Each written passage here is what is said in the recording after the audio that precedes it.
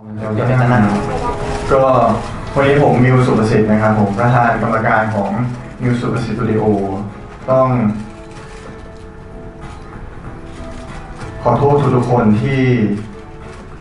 รู้สึกลำบากใจกับเรื่องนี้นะครับผมต้องบอกว่าขอโทษจากใจจริงนะครับขอโทษมากจริงๆครับ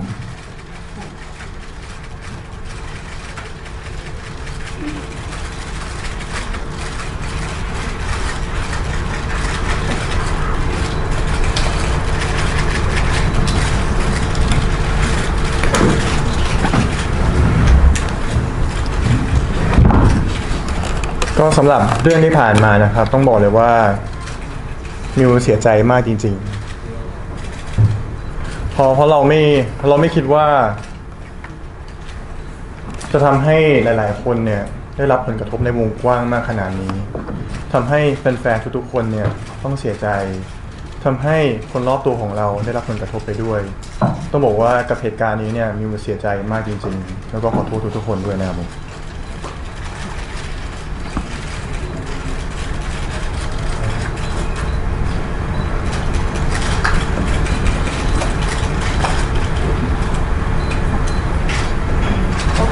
สำหรับสื่อมวลชนที่มีคำถามสามารถถามได้เลยค่ะพูดถึงเหตุการณ์ที่เกิดขึ้นก่อนค่ะมีอะไรที่จะพูดเหมาะกับเหตุการณ์ที่เกิดขึ้นไหมคะสำหรับเหตุการณ์ที่เกิดขึ้นเนี่ยในตัวต้องบอกเจตนาก่อนเรื่องตัวมิวสิกวิดีโอวันนี้นะครับผมซึ่งเป็นตัว cover ของผมเนี่ยจะเป็นเพลง Afterglow ซึ่งได้ตัวลิขสิทธิ์มาจาก Warner โดยตรงเลยครับผมก็เจตนาของเราคือเนื่องจากเรามีแฟนคลับต่างชาติต้องเรียกว่าจำนวนหนึ่งเลยครับแล้วเรารู้สึกว่าอยากให้เขาได้มาตามรอยเวลาที่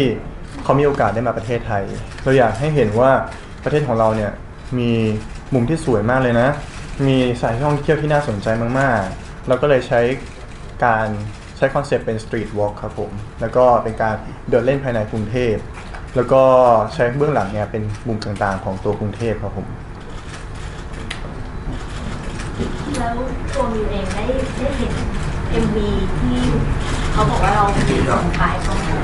ต้องบอกว่าพอหลังจากที่เหตุการณ์เกิดขึ้นมาเนี่ยก็ได้เข้าไปดูแล้วครับผมไอตัวความคล้ายเนี่ยมีตามที่แฟนๆได้แคปมาภายใน Twitter เลยครับมีโอกาสได้เข้าไปดูแล้วครับผมพอมีรู้สึกยังไงกับคำที่เขาเปรียบเทียบว่าเราไปเรียนแบบเขาหรือว่าอะไรก็แล้วแต่กับเรื่องราวที่เกิดขึ้นความคิดเห็นสำหรับเรื่องนี้คือต้องบอกตรงๆว่าเราไม่ได้มีเจตนาไป copy หรือว่าไม่ได้มีเจตนาไปทำให้มันคล้ายเลยครับผมแต่ว่า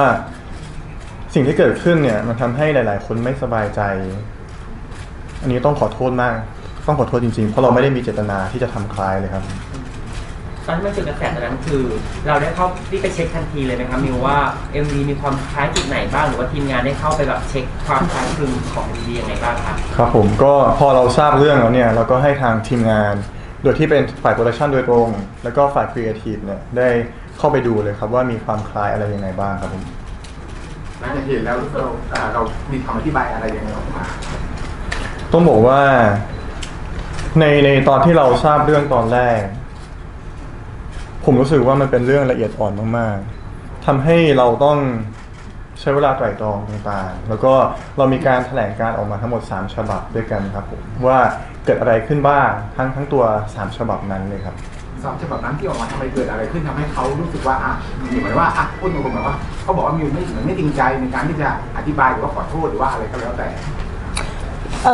อันนี้ขออนุญาตนะคะว่าในส่วนของตั้งแต่3ฉบับที่ออกมาเนี่ยนะคะหลังจากเกิดแฮชแท็กเกิดเทรนได้ไหมคะค่ะได้โทษทีนะคะในส่วนตรงนี้นะคะขออธิบายเป็นลำดับเป็นขั้นเป็นตอนนะคะหนังสือชี้แจงที่ออกมาทั้งหมด3ฉบับนะคะก็ออกมาโดยทีมงานนะคะออกมาเนื่องจากเกิดความไม่สบายใจจากเหตุการณ์ที่มีคนเข้าใจผิดคิดว่านี่คือการก๊อปปี้ผลงานซึ่งทางเราก็ยืนยันมาโดยตลอดว่าเราไม่ได้มีเจตนาในการก๊อปปี้ทีนี้ถ้าสมมติว่าตัดมาช็อตต่อช็อตเนี่ยโอเคมันมีความคล้ายคลึงกันนะคะแต่ถ้ามองกันถึงภาพรวมจริงๆนะคะมิวสิกวิดีโอเนี่ยมันมีความยาวอยู่ที่ประมาณ5 นาทีนะคะอีกเพลงหนึ่งนิด้าก็ไม่ได้ไปดูว่า ดูแหละแต่จำไม่ได้ว่ามันกี่นาทีนะคะ ทีนี้ถามว่าบนโลกเนี้ยในความคล้ายคลึงในความบังเอิญมันเกิดขึ้นได้ไหมมันเกิดขึ้นได้ แต่ถามว่าวันนี้มานั่งพูดคนก็จะไม่ยอมรับอยู่ดี คนก็อาจจะมองว่ามันไม่ควรบังเอิญซึ่งใดๆก็แล้วแต่มันก็เป็นเหตุให้ดังนั้นน้องมิวก็ขอโทษนะคะจากสิ่งเหล่านั้นที่ทำให้เกิดความไม่สบายใจทีนี้หนังสือชี้แจงเนี่ยก็ออกมาชี้แจงเบื้องต้นเนี่ยก็ได้ทำการขอโทษนะคะเราคงไปห้ามความคิดใครไม่ได้ว่านี่คือความจริงใจหรือไม่จริงใจแต่ณโมเมนต์นั้นณในขณะนั้นนะคะเมื่อเรารู้ว่ามันมีเกิดกระแสที่ว่าเป็นการไปก๊อปปี้สิ่งที่เราทำอันดับแรกเลยก็คือลบมิวสิกวิดีโอออกนะคะแล้วก็ออกหนังสือชี้แจงเราคิดว่ามันน่าจะเพียงพอสำหรับการกระทำที่เกิดขึ้นแต่มาจนณถึงวันเนี้ยมันเป็นคำตอบแล้วว่ามันยังไม่พอทุกคนอยากให้มาพูดมาอะไรมาแถลงให้มันชัดเจนมากขึ้นจนได้มาสู่การแถลงข่าวกันในวันนี้นะคะแต่ถามว่าในเรื่องของจริงใจหรือไม่จริงใจเนี่ยมันเราไม่อยากให้ไปนั่งมองกันตรงนั้นถามว่าเราทำมันก็ทุกอย่างทุกสิ่งทุกอย่างที่เราทำมันก็ย่อมต้องออกมาจากใจอยู่แล้วเป็นเรื่องปกติถ้ามองด้วยอคติไม่ว่าเราจะพูดว่ายังไงต่อให้วันนี้เรายืนยันว่านั่นคือความจริงใจถ้ามองด้วยอคติมันก็จะยังไม่จริงใจอยู่ดีนะคะเพราะฉะนั้นสำหรับวันนี้อยากจะบอกอะไรกับกรณีที่เกิดขึ้นทั้งหมดวันนี้ในการแถลงข่าวนะคะขอพูดแทนน้องพูดไม่ค่อยเก่งด้าพูดเก่งกว่าขอขโมยซีน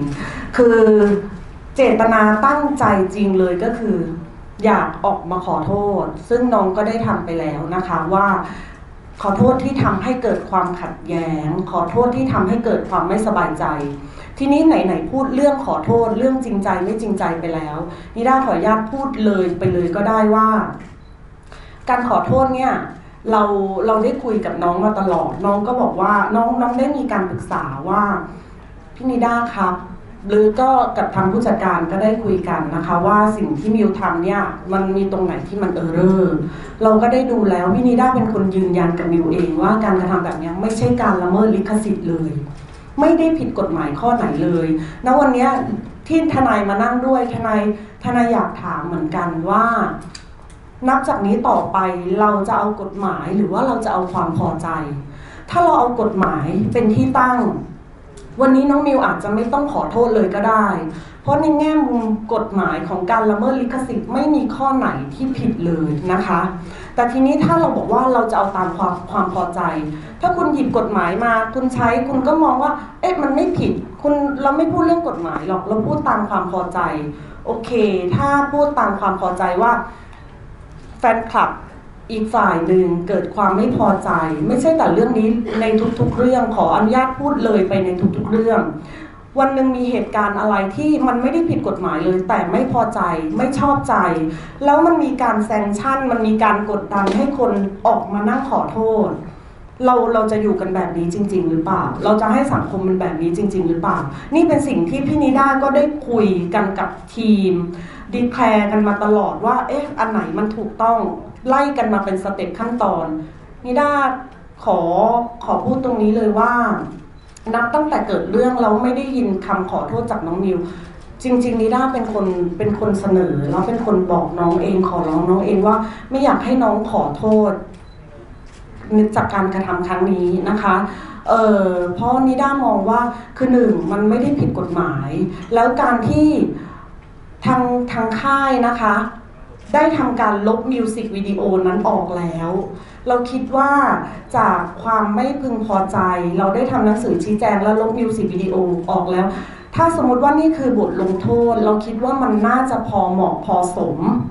ที่ทุกคนน่าจะรับได้แล้วแต่ทีเนี้ยถ้าทุกคนยังไม่รู้สึกว่ามันยังไม่เพียงพอนะคะต้องชี้มาว่าต้องเป็นตัวมิวเท่านั้นต้องทำอะไรและต้องทำกับใครนี่ได้ว่านี่คือการที่เป็นการสร้างบทลงโทษขึ้นมาแล้วทุกคนเห็นว่ามันเป็นสิ่งที่ยุติธรรมกับน้องมิวเขาหรือเปล่าอันนี้ก็ต้องอยากฝากแล้วก็อยากถามกลับทุกคนเหมือนกันนะคะอยาก ช่วยอธิบายคอนเซปต์ MV หน่อยได้ไหมคะว่าทำไมถึงเป็นผมสีขาวที่เหมือนกัน แล้วก็มีช็อตภาพมุมต่างๆอะไรแบบเนี้ย ค่ะ อันนี้น้องมิวอธิ ครับ บา ผ ย มสำหรับเรื่องตัวคอนเซปต์ MV นะครับเรื่องลุคหรือว่าเรื่องคาแรคเตอร์ด้านฟิสิกอลเนี่ยบอกเลยว่าเราคิดไม่ละเอียดเลย เพราะว่าในตอนนั้นของผมเนี่ยเป็นสีนั้นจริงๆเราไม่ได้ไปทำใหม่ด้วย เพราะว่าตัวสีเนี่ยผมทำมาตั้งแต่ตอนเดือนมกราแล้วครับผมแล้วก็เราใช้สีนี้ในการถ่ายมิวสิกวิดีโอซิงเกิลที่ 3ของผมไปแล้วคือไอตัวผมสีเนี่ยนอกจากว่ามันมีความเฟดอยู่แล้วแล้วมันได้เป็นสีนั้นเราไม่ได้ตั้งใจเลยเพราะว่ามันคือเป็นสตรีทวอล์กอันหนึ่งเราไม่ได้บอกเลยว่าเรื่องทุนต่างๆเนี่ยเราใช้น้อยมากๆเพราะว่ามันคือใช้กล้องวิดีโอ1ตัวในการตามถ่ายเราตามท้องถนนแล้วเรื่องลุคกับคาแรคเตอร์เนี่ยเราอยากให้มันสบายมากที่สุดครับผมอันนี้คือทางคอสตูมเป็นคนจัดมาให้เลยครับ เราตกลงมีสตอรี่บอร์ดนะคะเพราะว่าตอนแรกเหมือนทีมงานเขาออกมาในว่ามีสตอรี่บอร์ดแล้วพอคือหนังสือชี้แจงก็สรุปว่าเป็นเล่มมากระสีเลย ครับผมไอ้ด้านสตอรี่บอร์ดเนี่ยทางโปรดักชันนะครับผมก็ทางผมเนี่ยให้ตัวเลฟเพลง I Like Me ไม่ใช่ไอตัวนี่ไปครับผม I Love You 3000 ไปแล้วก็ทางเขาเนี่ยไปหาเพิ่มมาอีก3เพลง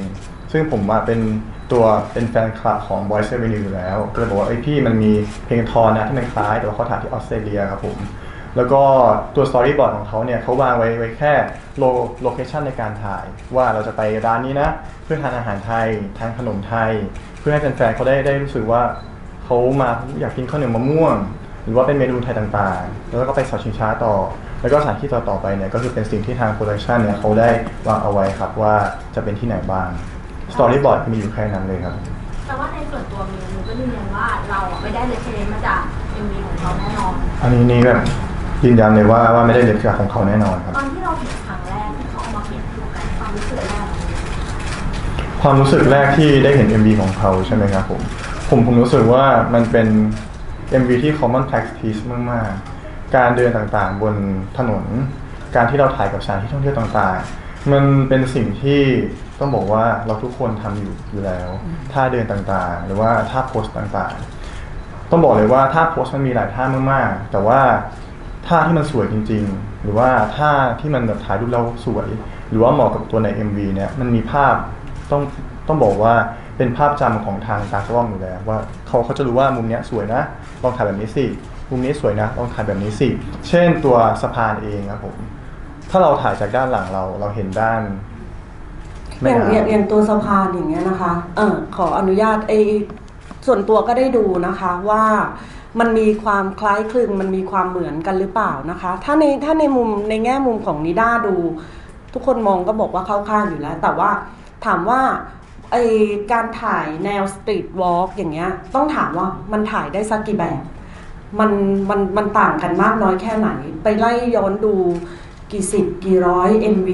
มันก็จะไม่หนีกันมันก็จะต่างกันแค่สถานที่นั่นแหละค่ะเดินข้ามถนนไปมาอยู่กับสถานที่อย่างนี้กินนอนเดินเล่นอะไรก็ว่าไปถูกต้องไหมคะทีนี้อย่างยกตัวอย่างในช็อตของที่เป็นสะพานพี่นิด้าถามกลับนิดนึงว่ามันถ่ายได้สักกี่แบบเราต้องการถ่ายมุมสะพานเพื่อให้เห็นแม่น้ำถ่ายด้านหลังมันก็ไม่เห็นแม่น้ำอยู่แล้วลงไปถ่ายในแม่น้ำมันก็ไม่ได้มันก็คือแค่วิวเดียวมันมีทางได้อย่างเดียวไม่ถ่ายมุมด้านซ้ายก็คือมุมด้านขวาเพื่อให้เห็นทั้งสะพานเห็นทั้งแม่น้ำแล้วก็เห็นทั้งคนส่วนacting ที่คนเอามาเปรียบเทียบกันอย่างเงี้ยคือถ่ายเอียงหัวเอียงคอถ่ายท่ามีกี่ท่าสักกี่ท่าที่มันน่ารักถูกต้องไหมคะแลบลิ้นชู2 นิ้วนี่ก๊อปปี้กันมาก็ไม่รู้กี่คนตั้งแต่กี่ร้อยคนคือถ้ามองแบบไม่เปิดใจถ้ามองแบบไม่เปิดใจก็มันก็คล้ายแต่มันก็คล้ายกันมาทั้งหมดไม่รู้เท่าไหร่ต่อเท่าไหร่แม้แต่พล็อตเรื่องละครแม้แต่ชานมไข่มุกอย่างเงี้ยค่ะมีแก้วอยู่กี่แบบมีเมนูกันอยู่กี่เมนูมันก็เป็นลักษณะแบบนี้ทีเนี้ยคือพอในวันเนี้ยการที่ออกมาเรียกร้องแล้วก็คือมาติดแฮชแท็กนะคะว่ามิวก๊อปปี้ผลงานคนอื่นคำถามที่ต้องถามกลับไปว่าเราเข้าใจคำว่าก๊อปปี้ได้ดีแค่ไหนแล้วเราเข้าใจคำว่าละเมิดลิขสิทธิ์ถ่องแท้แค่ไหนอะไรที่กฎหมายคุ้มครองอะไรที่กฎหมายไม่คุ้มครองกฎหมายลิขสิทธิ์ในประเทศไทยเนี่ยลอกมาจากต่างประเทศนะคะ ต่างประเทศก็ใช้กฎหมายอันนี้ ดังนั้นเรามองว่านี่มันคือสากลที่สุดแล้ว อะไรที่มันเป็น normal ทุกอย่างกฎหมายไม่คุ้มครองให้ ไม่ว่าจะการถ่ายมิวสิกวิดีโอที่ถ่ายในเมืองถ่ายเดินข้ามถนนไปมามีรถแล่นผ่านมันเป็นเรื่องปกติมากถ่ายคนข้ามถนนยังไงไม่ให้เห็นรถมันไม่มีทางเป็นไปได้เลยแล้วการเอามาเทียบช็อตแบบนั้นอะถ้ามองว่าเหมือนยังไงมันก็เหมือน แต่นั่นมันไม่ใช่คือการละเมิดลิขสิทธิ์เพราะว่างานอันนี้มันไม่ใช่งานอันมีลิขสิทธิ์ถ้ามองว่านี่คือเป็นช่องว่างของกฎหมายหรือเปล่าก็ต้องตอบเลยว่านี่ไม่ใช่ช่องว่างของกฎหมาย แต่ว่าเป็นสิ่งที่กฎหมายคิดมาแล้วว่าของอย่างนี้มันสามารถบังเอิญแล้วมันเกิดขึ้นได้ทั่วไปกฎหมายจึงไม่คุ้มครองให้ ไม่อย่างนั้นคนก็ไม่สามารถทำอะไรได้แล้วมันก็จะถูกฟ้องกันอยู่ทั่วไปวนกันอยู่อย่างเนี้ยทั่วประเทศทั่วโลกมันก็ไม่สามารถเกิดสิ่งใหม่ๆเกิดสิ่งที่ต่อยอดกันต่อไปได้เท่านั้นเองค่ะ แปลว่าความรู้สึกแรกที่เราดู2 MV นี้เราไม่มีความออกที่ว่ามันเหมือนกัน ความออกว่าเหมือนกันใช่ไหมครับ เพ ผ ราะ ม มันคล้ายกันอะไรเงี้ยเรามีไหมเอาตัวเราเองอะ ความรู้สึกด้านมูดแอนโทนเนี่ยต้องบอกว่าคล้ายกันทุก MV เลยครับตั้งแต่ที่เลฟมาแล้ว ถ้าบอกว่าความคล้ายเนี่ยน่าจะมาทางคล้ายทางเลฟของเรามากกว่า เพราะว่าเราถูกตั้งมูดแอนโทนแล้วก็เซตต่างๆเนี่ยคล้ายๆของแบบเขาครับผม แต่คือเราอะไม่ได้ขอโทษนะคือเราไม่ได้ก๊อปปี้เขาแน่นอนเรามั่นใจ ใช่ครับผมก็ต้องบอกว่าเราไม่ได้ก๊อปแล้วก็ใช้เป็นแค่ reference เฉยๆครับแล้วก็ของทางแจยอนเนี่ยต้องบอกเลยว่าเราเพิ่งมาได้ดูของเขาหลังจากที่เกิดเรื่องจริงๆครับ เพราะมันเกิดเหตุการณ์ขึ้นแบบเนี้ยเรื่องมันเลยเกิดมานานค่ะช่วงเวลาที่มันมีเรื่องอะความรู้สึกมิวเป็นยังไง ต้องบอกว่าเสียใจมาโดยตลอด เราไม่คิดว่าเราจะทำให้เราโดนทำร้ายหรือว่าเราโดนโจมตีนะเราเสียใจอยู่แล้วแหละแต่ว่ามันกลายเป็นว่าคนที่เรารักรอบตัวเราแฟนๆของเราแฟนๆของคนอื่นด้วยทุกๆคนเกิดความขัดแย้งเกิดความแตกแยกขึ้นมา เรารู้สึกว่าทุกอย่างมันยิ่งดิ่งลงไปเรื่อยๆก็เลยรู้สึกเสียใจมากจริงๆจนออกมาขอโทษในวันนี้ครับ อย่างเมื่อวานนี้คือหลายคนเขาอาจจะบอกว่าถ้าเรื่องราวมันจะไม่บานปลายขนาดนี้เลยถ้าวันนั้นเราออกมาตั้งแต่วันนั้นคือในตอนนั้นอะทำไมถึงเลือกที่จะแบบ อย่างที่ทนายนิด้าบอกครับผมเพราะว่าเราปรึกษากับทนายมาโดยตลอดว่าเวลาที่เราควรจะออกมาคือเมื่อไหร่เพราะว่าผมก็อยากออกมาขอโทษนานมากๆแล้วแต่ว่าเรื่องนี้ต้องบอกเลยว่าเป็นเรื่องที่ละเอียดอ่อนมากๆมันมีผลกระทบต่อคนหมู่มากจริงๆเราไม่สามารถคิดแล้วก็ออกมาทำเลยได้ก็ต้องคิดไตร่ตรองหลายๆรอบมากจริงๆถึงออกมาในวันนี้ครับผม คือที่คุยกับน้องมิวมานะคะว่าการขอโทษเนี่ยขอโทษเมื่อไหร่ก็ได้หรือการออกมาแถลงตัดเรื่องขอโทษก่อนนะคะการออกมาแถลงชี้แจงเรื่องราวเนี่ยออกเมื่อไหร่ก็ออกได้ออกวันนี้หรือออกก่อนหน้านี้ยังไงทุกอย่างก็พูดเหมือนกันทุกคนมัวแต่มุ่งเป้าว่าแบบเตรียมบทเตรียมอะไรจนพร้อมหรือเปล่าจริงๆทุกอย่างมันคือแฟกต์กฎหมายคือพูดวันนี้หรือพูดวันหน้าก็เหมือนกันสิ่งที่น้องพูดทุกคนไม่ว่าถามวันนี้หรือถามวันหน้าก็ถามเหมือนกันก็พูดเหมือนกันแต่สิ่งที่ต้องทบทวนตลอดว่าคือน้องก็ซีเรียสตลอดว่าถ้าพูดอะไรอันนี้ไปมันจะทำให้เกิดความขัดแย้งและแตกแยกกันอีกหรือเปล่าใช่ไหมคะนั่นเป็นสิ่งที่น้องไม่อยากให้มันเกิดขึ้นอยู่แล้วคือน้องมีแฟนคลับของน้องแล้วก็มีกลุ่มที่ไม่ใช่แฟนคลับที่ตอนนี้ก็คุยตรงๆเลยนั่นแหละว่ามันก็เกิดการถกเถียงกันอยู่การที่ออกมามันจะเพิ่มแรงไหมครับพี่นิด้ามันจะกระเพื่อมไหมครับพี่นิด้านี่มันก็คือสิ่งที่เราก็ต้องทบทวนกันมาโดยตลอดเราก็คิดว่าแบบการที่เราไม่พูดมันจะทำให้ไอ้การกระทบกระทั่งไอ้การโต้แย้งกันสองฝ่ายมันจะยุติลงไปได้เองไหมแต่พอถึงณวันเนี้ยมันได้พิสูจน์ให้เห็นแล้วว่ามันไม่ได้ยุติลงไปดังนั้นเราก็เลยถึงได้เห็นว่ามันก็สมควรที่ออกมาพูดได้แล้วเพราะว่ามันก็คงค่าเท่ากันแต่อย่างน้อยเราได้ออกมาพูดเพื่อชี้แจงความจริงน้องมิวก็ได้พูดในแฟกต์ของเขาว่าเจตนาของเขาเป็นอย่างไรเราก็ได้พูดในมุมกฎหมายด้วยว่าการที่บอกว่าน้องก๊อปปี้งานคนทำงานอยู่ในสื่อคนอย่างน้องมิวที่อยู่ในแสงสว่างไม่ควรละเมิดทรัพย์สินทางปัญญาไม่ควรละเมิดลิขสิทธิ์ของผู้อื่นเลยวันนี้เลยอยากถามว่าเราเข้าใจคำว่าลิขสิทธิ์ดีพอแค่ไหนเท่านั้นเองค่ะคือแปลว่าในทางกฎหมายก็คือ ไม่มีการละเมิดลิขสิทธิ์ ไม่มีเลยโดยสิ้นเชิง ถ้าในเรื่องของอย่างนี้นะคะจะอธิบายให้ฟังว่าไอ้การก๊อปปี้ผลงานเนี่ยลิขสิทธิ์เนี่ยมันคุ้มครองผู้สร้างสรรค์อยู่แล้ว ผู้สร้างสรรค์มีสิทธิ์คนเดียวที่จะใช้ได้นะคะแล้วถ้าการกระทำมีทำซ้ำหรือดัดแปลงในงานนั้นนะคะจะผิดในเรื่องของการละเมิดลิขสิทธิ์ทีนี้ถามว่าไอ้การทำซ้ำหรือดัดแปลงคืออะไรยกตัวอย่างเช่นขวดน้ำอันนี้รูปทรงอันนี้สมมุติว่านี่คือสิ่งประดิษฐ์ใหม่เลยนะคะก็คือซ้ำเนี่ยก็ผิดละเมิดลิขสิทธิ์หรือเอาไปดัดแปลงเอาเปลี่ยนแต่ขวดหรือว่าอะไรอย่างนี้แต่ว่าถามว่าพล็อตของมันนะคะอย่างละครสักเรื่องหนึ่งต้นจนจบทุกอย่างเหมือนกันหมดแบบเนี้ยก็อาจจะเข้าข่ายนะคะแต่ว่าไอการที่ทำมิวสิกวิดีโอสักเรื่องหนึ่งหรือทำหนังสักเรื่องหนึ่งนะคะที่พล็อตคือเราต้องการสตรีทวอล์กอะไรต่างๆอย่างเงี้ยกฎหมายไม่คุ้มครองให้เลยถึงพูดไปว่าสักครู่ว่านี่คือช่องว่างของกฎหมายหรือเปล่าไม่ใช่เพราะว่านักกฎหมายเขาคิดกันมาแล้วว่าไอ้สิ่งอย่างนี้มันไม่ควรไปคุ้มครองเพราะว่ามันเป็นสิ่งที่ normal ที่ใครเขาก็ทำกันได้เป็นสิ่งที่ปกติมากดังนั้นเลยถึงได้เป็นคำตอบว่าไม่มีแง่มุมไหนเลยอันนี้กล้าพูดยืนยันว่าไม่ใช่เป็นการละเมิดลิขสิทธิ์ทีนี้ถามว่าเลยถึงบอกว่าก็ไม่ถึงจะไม่ละเมิดแต่มันก็ไม่ควรอ่ะถ้าเราพูดว่ามันไม่ควรนั่นหมายความว่าเราเอาตามความพอใจเราแล้วเรากำลังร่างกฎหมายของเราบัญญัติกฎหมายนักโซเชียลทุกคนบัญญัติกฎหมายขึ้นมาเองว่าไม่พอใจแปลว่าผิดแล้วก็ต้องถูกลงโทษด้วยการที่แบนด้วยการที่แซงชั่นอะไรต่างๆอย่างเงี้ยที่ให้ได้รับผลกระทบแบบเนี้ยคือ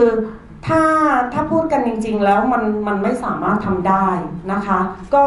ในขณะที่เราเรียกร้องกฎหมายเราก็อยากให้ทุกคนเคารพกฎหมายด้วยเหมือนกันว่าอะไรทำได้หรือไม่ได้ค่ะกระแสแฮชแท็กต่างๆที่เรียกร้องให้น้องมิวออกมาขอโทษมันถือว่าเป็นการคุกคามน้องด้วยไหมคะจริงๆไม่อยากใช้คำนั้นแต่ก็ต้องถือว่ามันเป็นการละเมิดนะคะแต่ถามว่าเราจะออกมานั่งตีอกชกตัวเราก็ต้องเข้าใจว่าศิลปินนักร้องนักแสดงทุกคนอยู่ในสื่อพึ่งพาแฟนคลับพึ่งพาประชาชนนะคะในการให้การสนับสนุนแต่ว่าในขณะเดียวกันเขาก็ทำลายได้เหมือนกันดังนั้นเนี่ยไม่อยากให้เราไม่อยากให้ทุกคนใช้อคติหรือใช้ความที่ถ้าไม่พึงพอใจก็คือทำลายพอใจก็คือสนับสนุนเราก็มองว่าอันเนี้ยมันไม่ยุติธรรมมากเกินไปนะคะถามว่านี่คือการละเมิดไหมก็คือการละเมิดไม่ใช่แต่เฉพาะน้องมิวถ้าได้ติดตามพี่นักข่าวหลายคนก็ได้สัมภาษณ์นิด้ามาเยอะอะทุกคนในวงการบันเทิงที่ได้รับผลกระทบแบบนี้วันนี้เลยถึงได้อยากมานั่งพูดว่าเราจะอยู่กันแบบนี้จริงๆหรอเราจะอยากกดดันให้มันไม่ได้ผิดกฎหมายเลยแต่นี่คือความไม่พอใจการที่น้องรับผิดชอบโดยการที่ออกมาแถลงชี้แจงถึงความผิดพลาดถึงความที่ทำให้บุคคลไม่พอใจและได้ลบมิวสิกวิดีโอนั้นออกเสียเงินเสียทองเสียค่าใช้จ่ายในการที่จะต้องถ่ายมิวสิกวิดีโอขึ้นมานิด้ามองว่าจากการกระทำที่ไม่พึงพอใจให้ประชาชนดังกล่าวแล้วเขาลงโทษตัวเองเท่านี้นิด้ามองว่ามันพอเหมาะพอสมแล้วการที่น้องมิวจะออกมาขอโทษน้องมิวยอมรับการแซงชั่นของประชาชนอย่างเนี้ยเรากำลังสร้างวัฒนธรรมแบบนี้ต่อไปน้องมิวอาจจะเจอแบบนี้อีกหรือคนอื่นอาจจะเจอแบบนี้อีกอย่าว่าอย่างนั้นอย่างนี้เลยนะคะแม้แต่คนที่ออกมากดดันให้น้องมิวทำเช่นนี้วันหนึ่งคนที่ตัวเองสนับสนุนก็อาจจะได้รับผลกระทบแบบนี้เหมือนกันเพราะเราสร้างวัฒนธรรมแบบนี้แล้วมันไม่ถูกต้องเลยค่ะแต่ว่าที่เรารู้สึกว่าสิ่งที่เกิดขึ้นการที่เราลบมิวสิกวิดีโอก็คือเป็นความรับผิดชอบที่เราแสดงออกไปแล้วนะคะมิว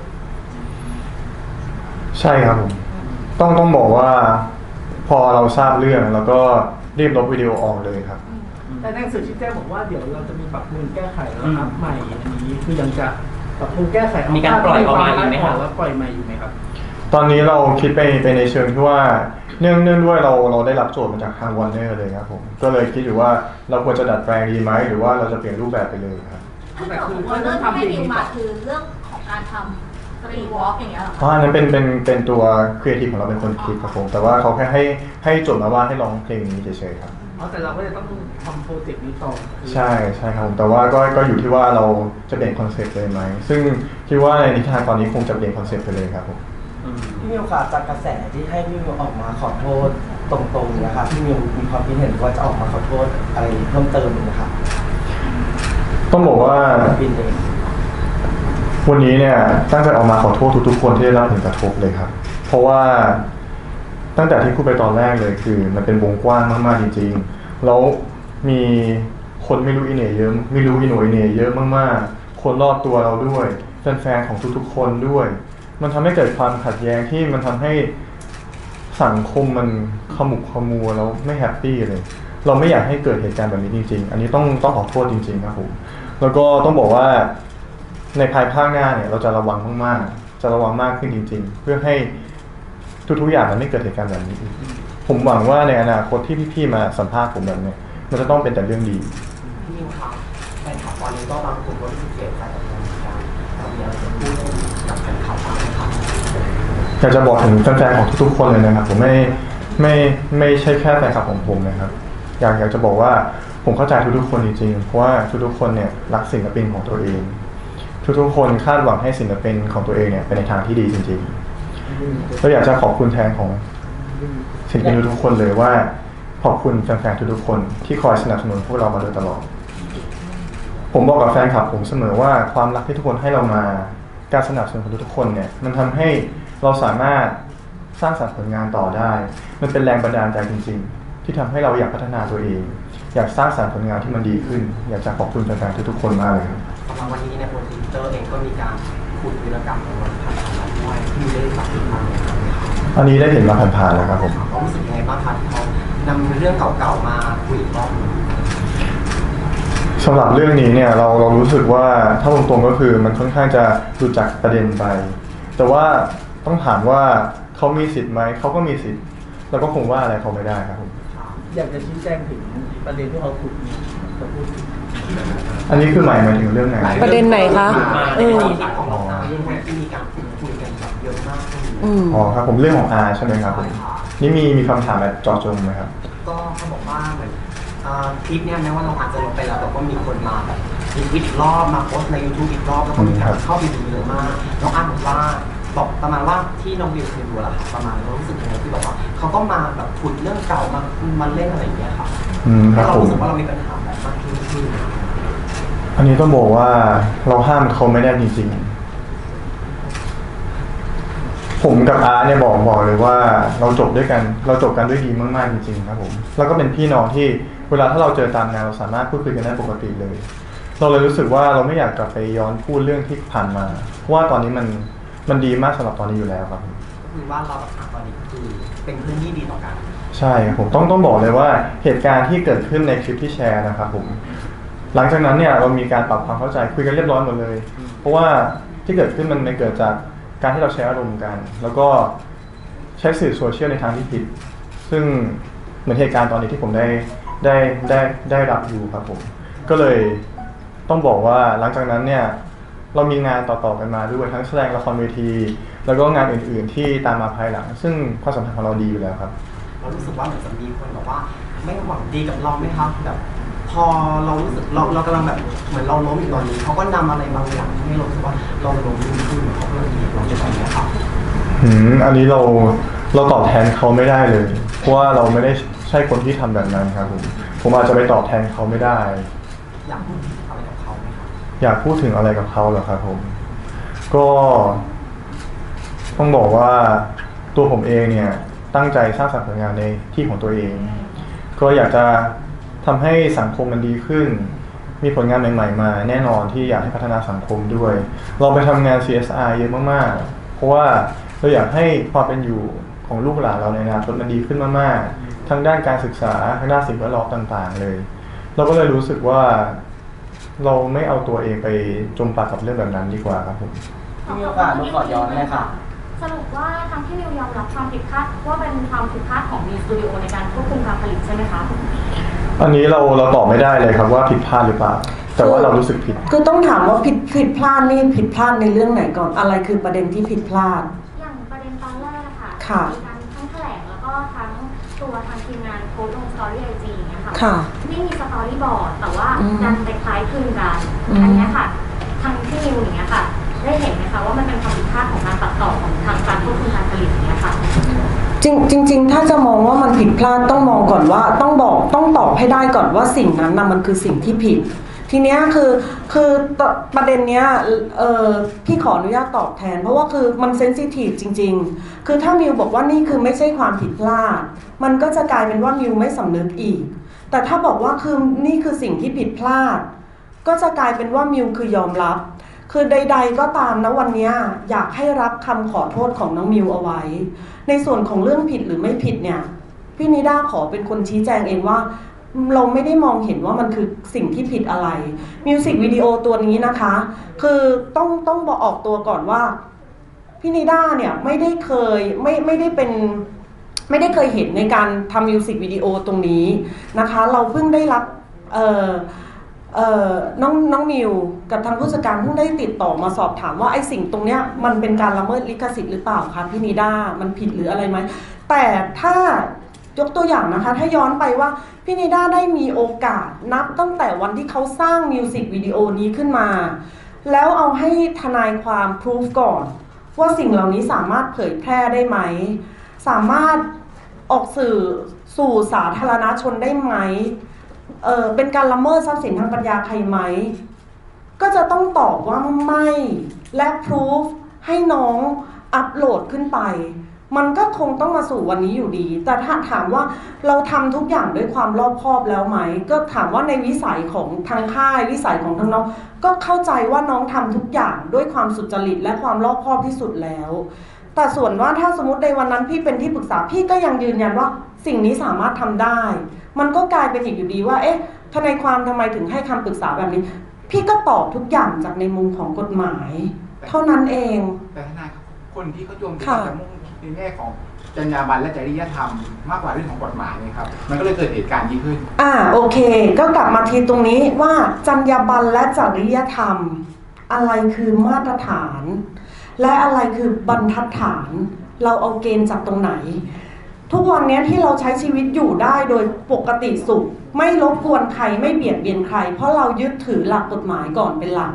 นะคะในเมื่อถ้าเรายึดถือหลักกฎหมายก่อนเป็นหลักกฎหมายห้ามไม่ให้ทำเราก็ไม่ทำกฎหมายสั่งให้ทำเราก็ทำทุกอย่างจะไม่มีการกระทบกระทั่งใครเลยทีนี้ในเรื่องเนี้ยเอาเรื่องแยกจรรยาบรรณและจริยธรรมก่อนนะคะเอาเรื่องหลักกฎหมายก่อนถ้าสมมุติว่าได้มีการพิสูจโดยทนายกฎหมายไม่ห้ามอนุญาตทำได้ไม่มีตรงไหนเป็นเรื่องของการทำซ้ำดัดแปลงอัปโหลดเลยลูกมันก็จะสู่อย่างนี้ทีนี้ถามต่ออีกว่า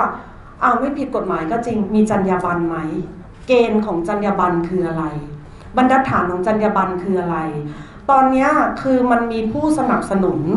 ทั้งน้องมิวและผู้ที่ไม่ได้สนับสนุนน้องมิวคนที่สนับสนุนก็บอกว่านี่คืออยู่ในมาตรฐานแล้วและมีจรรยาบรรณแล้วคนไม่ได้สนับสนุนก็ตอบอีกอย่างหนึ่ง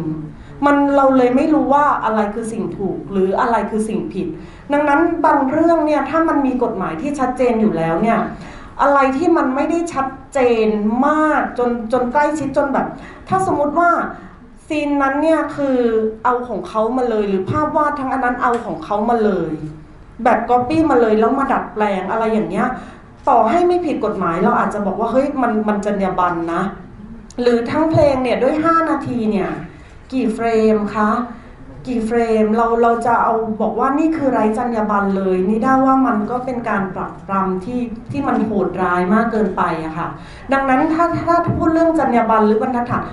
เอามาตรฐานใครก่อนไม่รู้จะตอบอย่างไรเลย ขอถามยาว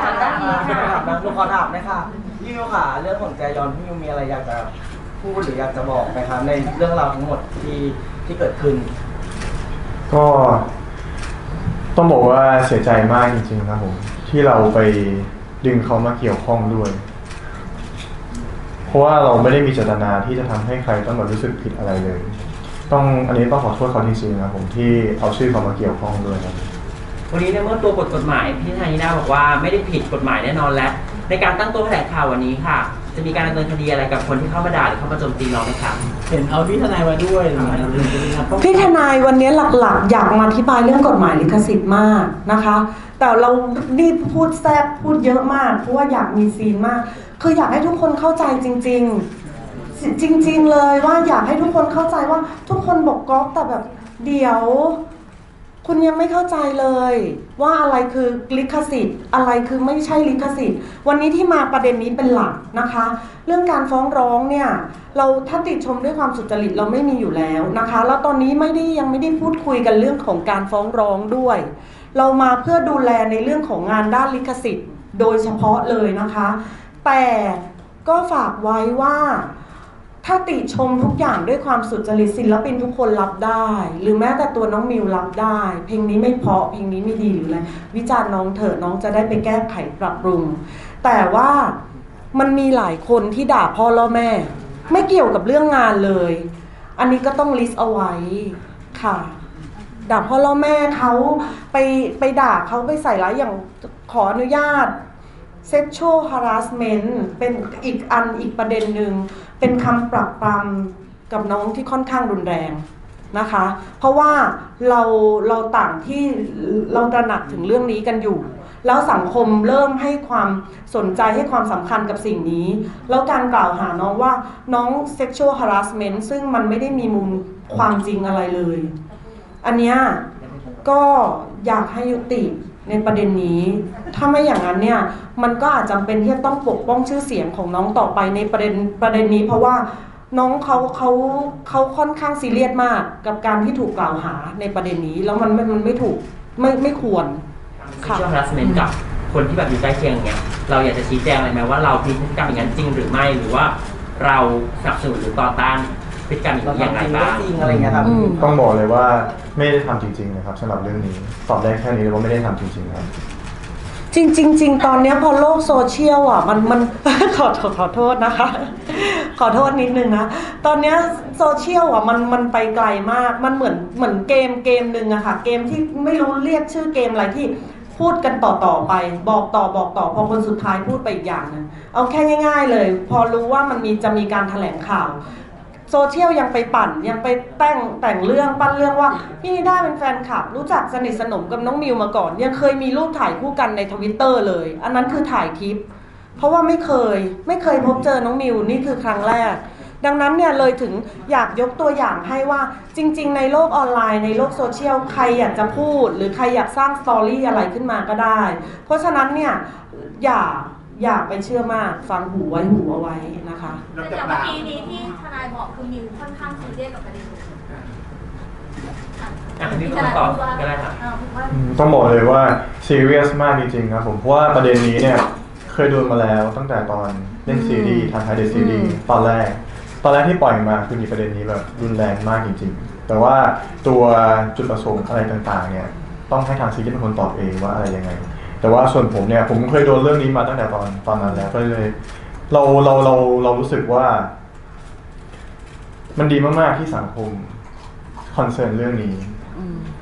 แต่ว่าตอนเวลาเราโดนเองอ่ะมันไม่ได้รู้สึกดีมากเลยคือพอคนมันไม่ได้เป็นมันไม่ได้ทำอ่ะถูกไหมเนื่องจากเดี๋ยวน้องมีงานนะคะขอคำถามที่ส่งตรงถึงมิวอีก3คำถามนะคะมิวคิดว่าเราเป็นเป้าที่โดนโจมตีมากเกินไปหรือเปล่าสำหรับตอนนี้คือโดนโจมตีมากไปหรือเปล่าอันนี้ตอบยากมากๆเลยครับผมว่ามากหรือน้อยแต่ว่าผมรู้สึกว่าไม่ควรมีใครไม่ควรมีดาราคนไหนไม่ควรมีใครที่ต้องถูกเป็นเป้าโจมตีถ้ามีปัญหาอะไรก็ควรจะเคลียร์กัน2คนปัญหาของคน2คนเคลียร์กัน2คนปัญหาของกลุ่มภายในก็ควรจะเคลียร์กันกลุ่มภายในแต่ว่าตอนนี้มันเลยเถิดมากๆในโซเชียลเพราะความไร้พรมแดนของโซเชียลด้วยมันทำให้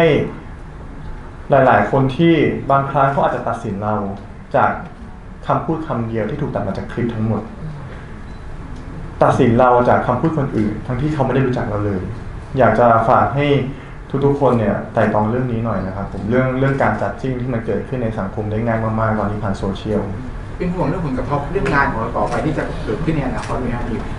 วันนี้ต้องเป็นห่วงอยู่แล้วครับผมแต่สุดท้ายแล้วยังไงวันนี้เราต้องออกมาขอโทษอยู่ดีเพราะว่าเรารู้สึกผิดมากจริงๆอันนี้ ต้องบอกเลยว่ารู้สึกผิดมากจริงๆแล้วก็ไม่อยากให้เหตุการณ์นี้เกิดขึ้นอีกครับผม มิวอยากขอโทษใครเป็นพิเศษไหมคะกับสิ่งที่มันเกิดขึ้น สำหรับสิ่งที่เกิดขึ้นเนี่ยอยากขอโทษเป็นพิเศษคือต้องมีหลายคนมากๆแน่นอนว่าแฟนคลับทั้งของเราแฟนคลับทั้งฝั่งเขาแฟนๆทุกๆคนที่คอยติดตามข่าวเรื่องนี้แล้วเขาเกิดความไม่สบายใจนี่ต้องขอโทษมากจริงๆครับผมอยากจะขอโทษคนรอบตัวจริงๆที่ต้องมาทุกข์ร้อนใจกับเรื่องนี้ด้วยเพราะว่าคนรอบตัวผมทั้งป๊าๆมาเนี่ยเครียดมากๆทั้งน้องสาวด้วยเพื่อนๆอาจารย์ที่ปรึกษายังโดนไปด้วยเลยเรารู้สึกว่ามันไม่ใช่สิ่งที่เขาต้องมาพบเจอเรื่องนี้เราเสียใจมากๆและอยากขอโทษเขาทุกคนเลยครับ โอเคขอบคุณนะคะ ขอบคุณค่ะ วันนี้ต้องขอบคุณพี่ๆสื่อทุกคนมากเลยนะครับผมแล้วก็ขอโทษทุกคนอีกครั้งหนึงนะครับขอบคุณมากเลยนะครับผม โอเคค่ะ